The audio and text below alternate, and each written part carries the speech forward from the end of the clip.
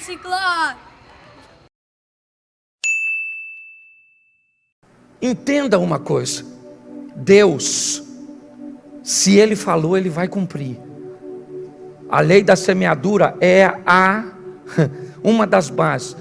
Por isso Ele diz: não errem, porque aprenda uma coisa: perdão anula pecado, mas não anula efeito. Então quero te dar 4 coisinhas, só para que venhamos entender como Deus trabalha, e talvez isso pode te ajudar a fazer uma leitura lá da frente. Sabe aquele reconhecimento, apontando para o futuro? Deus está nesse negócio, Deus está nesse relacionamento, Deus está nisso. Eu consigo identificar. Como é que eu identifico? Eu vou reconhecê-lo. E como é que eu reconheço? Eu reconheço o seu carro pela placa. Eu sou capaz de reconhecer, porque eu conheço. Tudo aquilo que eu não conheço, eu não reconheço. E é aí que está o grande problema. É aí que as pessoas têm quebrado a cara, entrado em ambiente pensando que é de Deus, mas não é. Nós precisamos olhar para isso. As intenções, te mostrei aqui 2 extraordinárias: Davi e Saul. Só estavam fora do parâmetro. Porque Deus trabalha, e segura aí, se você gosta de anotar, pega aí 4 coisinhas que Deus usa e vai te ajudar bastante a reconhecer lá na frente. Põe para mim Gálatas 6:7. Gálatas capítulo 6, verso 7.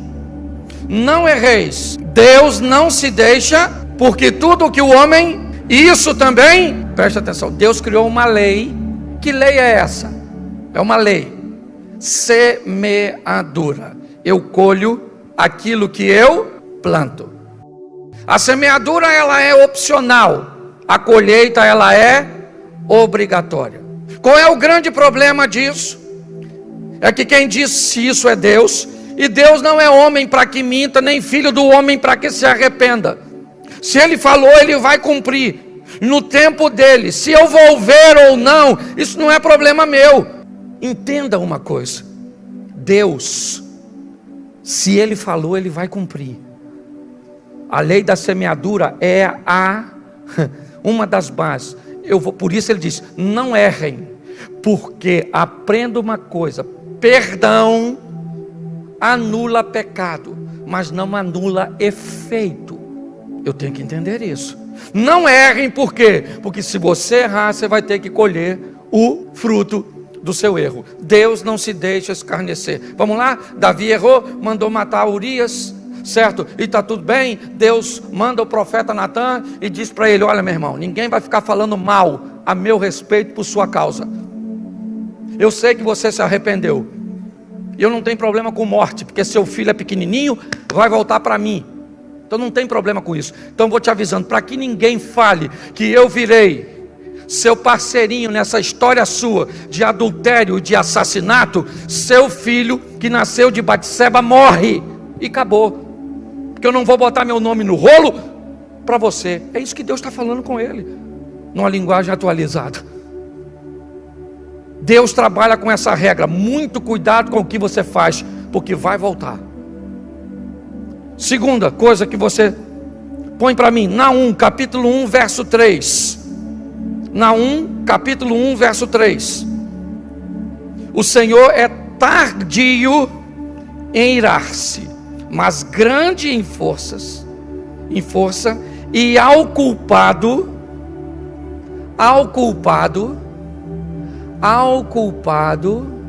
não tem tardio em irar-se.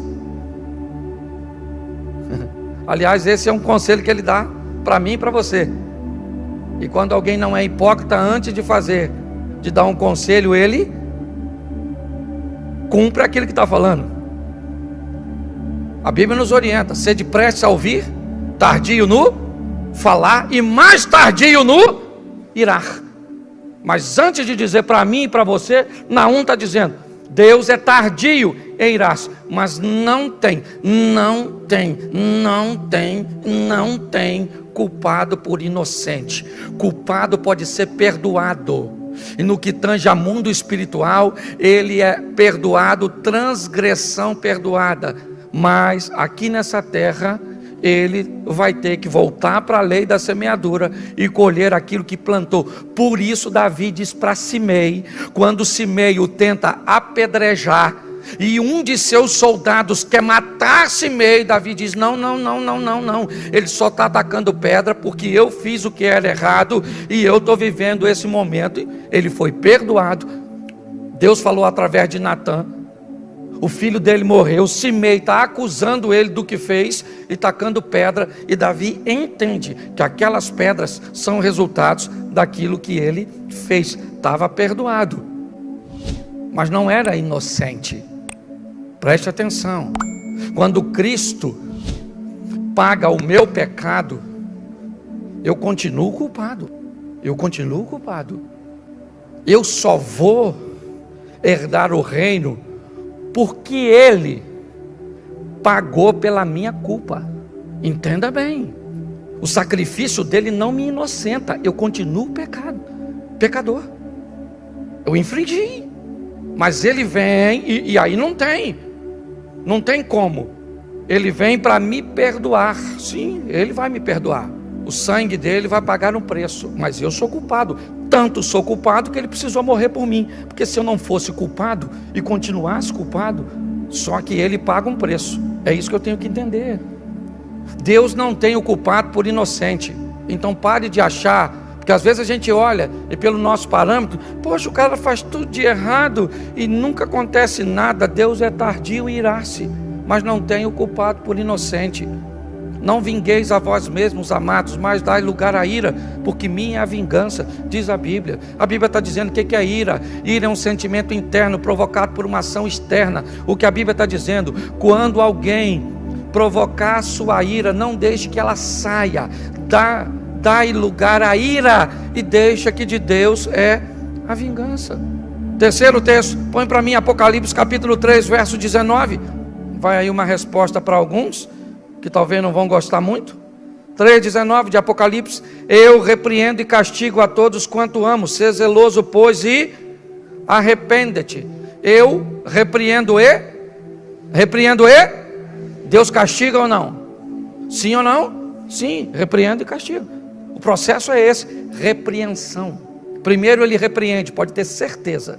Nós vamos ser repreendidos de alguma maneira, e se não formos repreendidos, seremos castigados.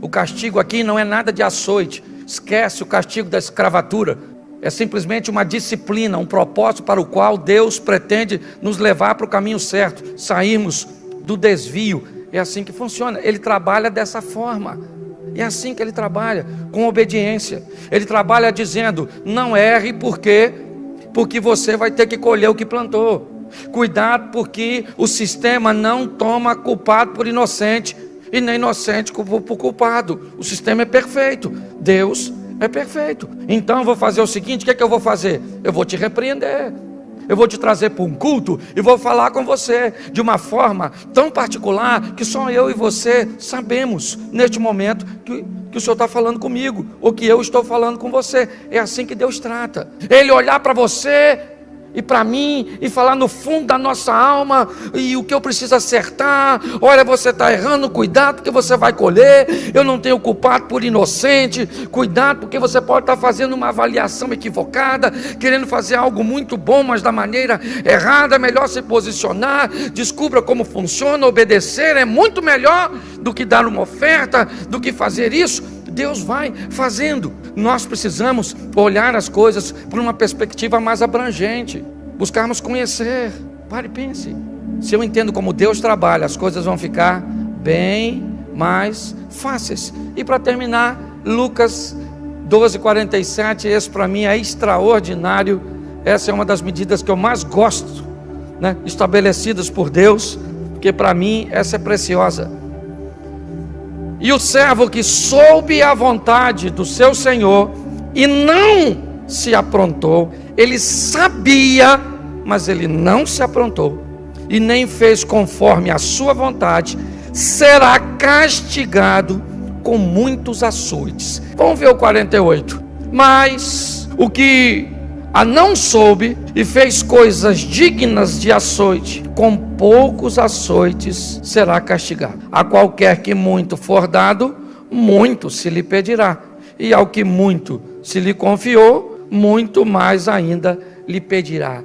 Essa é uma das regras que eu mais gosto, a regra da medida, porque a gente procura esclarecer.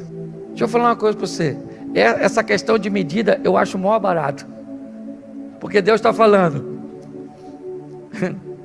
a quem muito é dado, muito é cobrado. Quem não sabe, fez por causa da ignorância.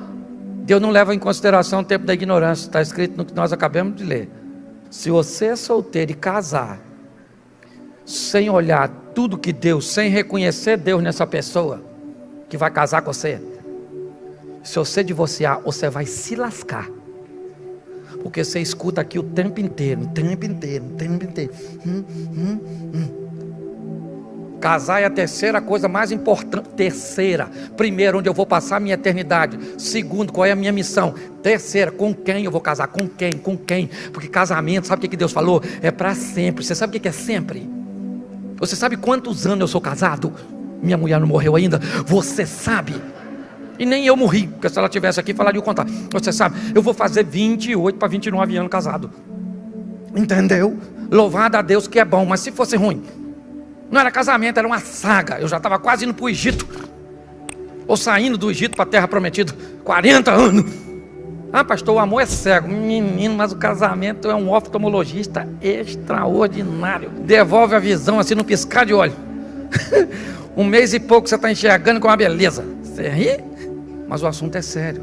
Vamos buscar conhecer a Deus para reconhecê-lo. E Ele trabalha de uma forma tão magnífica. Não tem o culpado por inocente. Usa a lei da semeadura.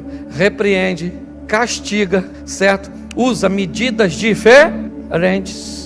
E não aceita algo que não o agrade e não seja uma obediência total. Por isso não abra concessão. Vamos sair daqui para viver o extraordinário, buscando a cada vez mais conhecer o nosso Deus.